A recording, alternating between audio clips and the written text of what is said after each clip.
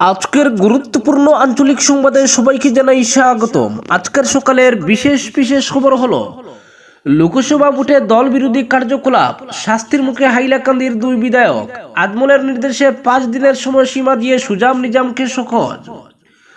লোকসভা ভোটে করিমগঞ্জ আসনে দল বিরোধী কার্যকলাপে জড়িত থাকার অভিযোগে হাইলাকান্দির দুই বিধায়কের বিরুদ্ধে শাস্তিমূলক পদক্ষেপ নিচ্ছে এআইইউডিএফ।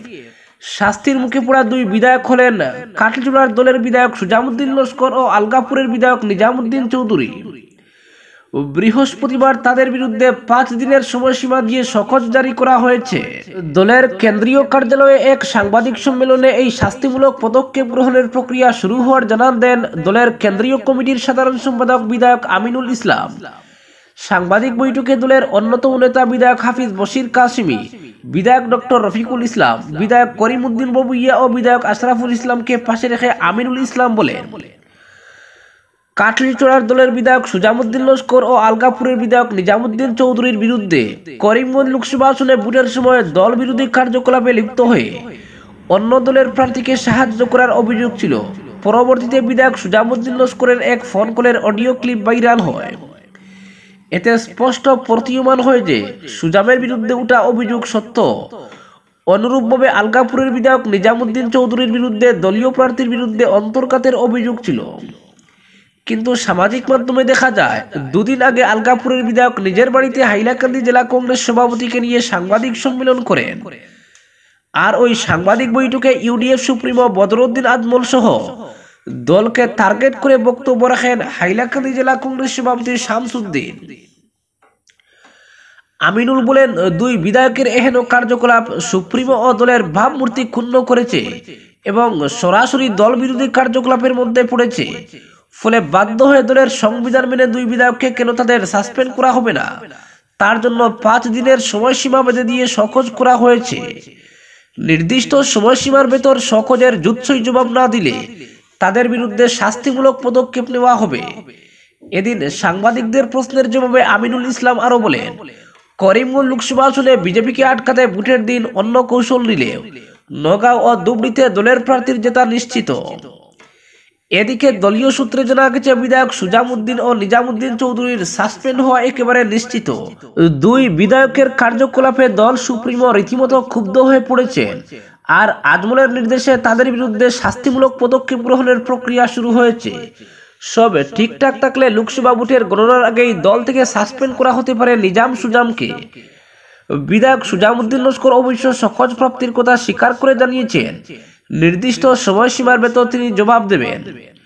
উল্লেখ্য, ভাইরাল ফোন কলের অডিও ক্লিপিংয়ে অন্যান্য বিতর্কিত মন্তব্যের সঙ্গে সুজামউদ্দিন লস্করকে বলতে শোনা যায়, ধুবড়ীর নির্বাচনের পর ইউডিএফ এর জানাজা হবে। তেমনি নিজামউদ্দিন চৌধুরীর 5 গ্রামের বাড়িতে বসে জেলা কংগ্রেস সভাপতি শামসুদ্দিন সাংবাদিক বৈঠকে জানিয়েছিলেন আগামী 4 জুন আজমলের দলের জানাজা হবে।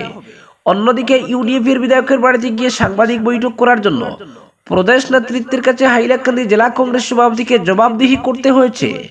প্রদেশ কংগ্রেস সভাপতি ভূপেন বোরাকে লেখা এক চিঠিতে তিনি বৃহস্পতিবার জানিয়েছেন, গত 14 মে বিধায়কের বাড়িতে এক সামাজিক অনুষ্ঠানে নিমন্ত্রণ রক্ষা করতে তিনি গিয়েছিলেন। সেখানে উপস্থিত সংবাদ মাধ্যমের প্রতিনিধিরা লোকসভা নির্বাচন সহ অন্যান্য কিছু প্রাসঙ্গিক বিষয় নিয়ে জানতে চাইলে তিনি এসবের জবাব দেন। অপরদিকে কৃপানাথের জয় পরাজয়ে নির্ভর করছে কমলাক্ষের রাজনৈতিক ভবিষ্যৎ। উত্তর করিমগঞ্জের বিধায়কের কাঠিগোড়ায় এন্ট্রি নিয়ে জোর চর্চা। আজকাল কাঠিগোড়ায় এন্ট্রি মারছেন বিধায়ক কমলাক্ষ দেব পুরকায়স্থ। তা বারুণী মেলা হোক আর বজ্রপাতে মৃতের পরিবার, কমলাক্ষের রাজনৈতিক উপস্থিতি উল্লেখযোগ্য। তার এমন কাঠিগোড়া প্রীতির নেপথ্যে রয়েছে 26-এর বিধানসভা ভোটের শখ। রাজনৈতিক ওয়াকিবহাল মহল অন্তত এমনটাই মনে করছে। কাঠিগোড়ায় কমলাক্ষের এন্ট্রির সঙ্গে পাল্লা দিয়ে পদ্ম শিবিরে লেখা হচ্ছে অদৃশ্য নো এন্ট্রির বোর্ড। 26-এর আগে সেই বোর্ড দেখতে পারেন কমলাক্ষ। এর আগে অবশ্য 24-এর লোকসভা নির্বাচনের অগ্নি পরীক্ষায় পাশ করতে হবে তাকে।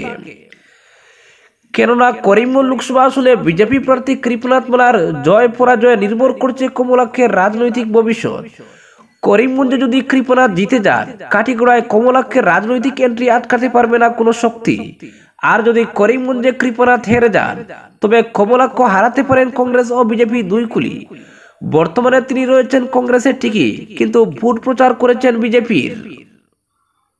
স্পষ্ট করে বলতে হয়, কৃপানাথকে জিতিয়ে মুখ্যমন্ত্রী হিমন্ত বিশ্ব শর্মার কৃপা লাভে এবার হাত ছেড়ে পদ্মের প্রচারে ছিলেন কমলাক্ষ। রাজ্য রাজনীতির খোঁজ যারা রাখেন তারাই বলছেন, লোকসভা নির্বাচনের প্রাককালে অজানা কারণেই মনে প্রাণে কংগ্রেস ছেড়ে হিমন্ত বিশ্ব শর্মার শরণ নিয়েছেন বিধায়ক কমলাক্ষ। এখনও তিনি আনুষ্ঠানিকভাবে বিজেপির টুপি না পরলেও ভোটের প্রচারে অগণিত মানুষকে গেরুয়া টুপি পরিয়েছেন তিনি। তাই ইভিএমে প্রতিফলিত হলেই গেরুয়া রাজনীতিতে ভাগ্যোদয় হবে কমলাক্ষের, অন্যথায় তার রাজনৈতিক ভবিষ্যৎ পড়বে অনিশ্চয়তার মুখে। তবে কেন ভোটের মুখে সেই পথ বেছে নিলেন উত্তর করিমগঞ্জের বিধায়ক তথা প্রদেশ কংগ্রেসের কার্যকরী সভাপতি কমলাক্ষ দেব পুরকায়স্থ? রাজনৈতিক বিশ্লেষকদের মতে কংগ্রেসে কমলাক্ষ দেব পুরকায়স্থ বেশ বড় পদেই ছিলেন, কিন্তু পদের তুলনায় তেমন কলকে পাচ্ছিলেন না ভূপেন বোরা নেতৃত্বাধীন প্রদেশ কংগ্রেসে। তাছাড়া ভোটের আগে যেভাবে কংগ্রেসে 10 নাম ছিল তা দেখে দলে তার রাজনৈতিক ভবিষ্যৎ নিরাপদ বলে মনে করেননি তিনি। সর্বোপরি রাজ্যে ডিলিমিটেশনের পর তার নিজের বিধানসভা কেন্দ্রের জনবিন্যাসে যে পরিবর্তন এসেছে তা দেখে হিমন্ত বিশ্ব শর্মার শরণ নেওয়াই নিরাপদ বলে মনে করেছেন বিধায়ক কমলাক্ষ। যদিও নিন্দুকেরা নিন্দা করেই বলেছেন, ভিজিলেন্স বই পদ্মতলে আশ্রয় নিয়েছেন বরাক উপত্যকার এই প্রতিবাদী বিধায়ক, তিনি অবশ্য তেমন নিন্দায় আমল দেননি, বরং কংগ্রেস বিধায়কের তকমা নিয়ে কমলাক্ষ প্রাণ খুলে প্রচার করেছেন বিজেপির। শুধু ভোট প্রচার নয়, ভোটের দিন বিভিন্ন বুথে অতি সক্রিয় ছিলেন বলে সংবাদ শিরোনাম হয়। এরপরও যদি কৃপনাথ মালার জয় না হয় তবে বিজেপিতে কতটা গুরুত্ব পাবেন কমলাক্ষ, এ নিয়ে এখন চুলচেরা বিশ্লেষণ করছেন তার সমালোচকরা। তাদের মতে করিমগঞ্জে কৃপনাথের জয়ের সম্ভাবনা 50-50। কংগ্রেসের জয়ের তালিকায় শীর্ষে করিমগঞ্জ আসন, তাই বিজেপির আশা পূরণ নাও হতে পারে। আর যদি তাই হয় বিজেপিতে আশাপ্রদ স্থান নাও পেতে পারেন কমলাক্ষ। তাছাড়া দলের অন্দরে যে নবীন প্রবীণ সংঘাত রয়েছে সেখানে করিমগঞ্জ বিজেপি বলুন আর কাছাড় বিজেপি, প্রবীণরা কমলাক্ষকে কতটুকু মেনে নেবেন তা সহজেই অনুমেয়। ইতিমধ্যে কাটিগড়ায় তার এন্ট্রি নিয়ে জোর চর্চা ও সমালোচনা শোনা যাচ্ছে সমান্তরালভাবে। অনেকেই বলছেন রাজনৈতিক কূটকৌশলে কাটিগড়ায় এন্ট্রি হলেও গুরুর দশা হতে পারে শীর্ষ কমলাক্ষের। 21-এর ভোটের ফলাফলের পুনরাবৃত্তি হতে পারে 26-এও। এমন প্রেক্ষাপটে এখন থেকেই কাটিগড়ার গেরুয়া শিবিরে ভূমিপুত্র ইস্যু হচ্ছে খুব সন্তর্পণে। উল্লেখ্য, রাজ্য রাজনীতিতে উত্থানের সঙ্গে পাল্লা দিয়ে কাটিগড়ায় ভূমিপুত্র ইস্যু হলে পরপর দুবার বিধায়ক হন আতাউর রহমান মাজার বুইয়া। 21-এর বিধানসভা নির্বাচনেও সেই ইস্যু মাথাচাড়া দিলে এক সময় বরাকের রাজা কট্টর নরেন্দ্র মোদী বিরোধী কংগ্রেসের প্রাক্তন মন্ত্রী গৌতম রায় বিজেপি প্রার্থী হলেও পরাজয় হয়ে কাটিগড়ায়। কমলাক্ষ এতদিন ছিলেন ঘোর বিজেপি বিরোধী। মুখ্যমন্ত্রী হিমন্ত বিশ্ব শর্মার রাজনৈতিক নীতি আদর্শের বড় সমালোচক। তাই কাটিগড়ায় এন্ট্রি হলেও পদ্ম পলিটিক্সে কতটা সফল হবেন কমলাক্ষ তা তো সময় বলবে। ততদিন পর্যন্ত তো সমালোচকরা সমালোচনা করবেনই। অপরদিকে তীব্র দাবদাহে পড়ছে বরাক উপত্যকা। হিট স্ট্রোকে মৃত্যু অধ্যাপকের। উপত্যকার শহর গ্রামাঞ্চলে হাট বাজার ফাঁকা, পড়ুয়াদের অবস্থা কাহিল। তীব্র দাবদাহের কবলে পুরো রাজ্য, আর এতে হিট স্ট্রোকের শিকার হয়ে প্রাণ হারালেন এক ব্যক্তি। বৃহস্পতিবার দুপুরে কালাইন SR কলেজে ঘটেছে এমন ঘটনা। প্রাণ হারিয়েছেন কলেজের অর্থনীতি বিভাগের সহকারী অধ্যাপক চয়ন্দর। কদিন ধরে প্রচন্ড গরমে কার্যত অতিষ্ঠ সাধারণ জনজীবন। সকাল থেকে সন্ধ্যা রীতিমতো আগুন জ্বলাচ্ছেন সূর্যদেব। কাল বৈশাখীর তাণ্ডবের পর গ্রীষ্মের মাঝামাঝিতে রোদের এই উত্তাপে পুরো রাজ্য যেন পুড়ছে। অফিস আদালত, স্কুল কলেজ, বাজার হাটে সাধারণ মানুষের চলাফেরা মুশকিল হয়ে দাঁড়িয়েছে। তীব্র দাবদাহে স্কুল পড়ুয়ারা অজ্ঞান হয়ে পড়ার ঘটনাও রাজ্যের বিভিন্ন স্থানে ইতিমধ্যে ঘটেছে। আর বৃহস্পতিবার ঘটে গেল প্রাণহানির ঘটনা। প্রাপ্ত খবর মতে কালাইন সত্যরঞ্জন কলেজের একজন সহকারী অধ্যাপক এদিন দুপুরে টিচার্স কমন রুমের ভেতরেই অজ্ঞান হয়ে পড়েন। সঙ্গে সঙ্গে সহকর্মী এবং কলেজের পড়ুয়ারা তাকে উদ্ধার করে স্থানীয় হাসপাতালে নিয়ে যান, কিন্তু তার আগেই প্রাণ হারান ওই অধ্যাপক। হাসপাতালে পৌঁছার পর চিকিৎসকরা তাকে মৃত বলে ঘোষণা করেন। কলেজ সূত্রে পাওয়া খবর মতে SR কলেজের অর্থনীতি বিভাগের সহকারী অধ্যাপক ছিলেন চয়ন্দর।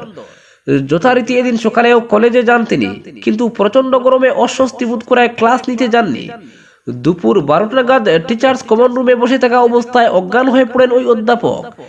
বিষয়টি আজ করে সহকর্মীদের চিৎকারে ছাত্রছাত্রীরা ছুটে আসে। সঙ্গে সঙ্গে তাকে নিয়ে যাওয়া হয় কালাইন হাসপাতালে, কিন্তু তার আগেই প্রাণ হারান ওই অধ্যাপক।